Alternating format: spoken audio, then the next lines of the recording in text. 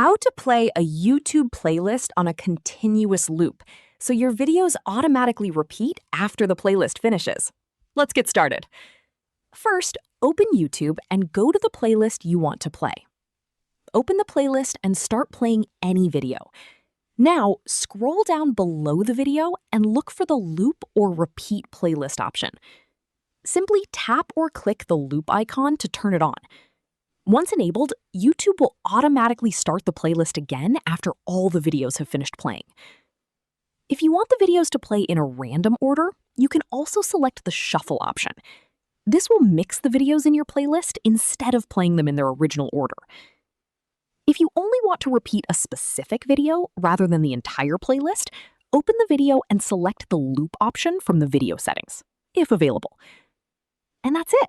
Your YouTube playlist will now play continuously without having to restart it manually.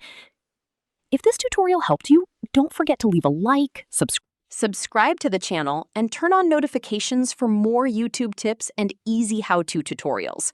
Thanks for watching, and I'll see you in the next video.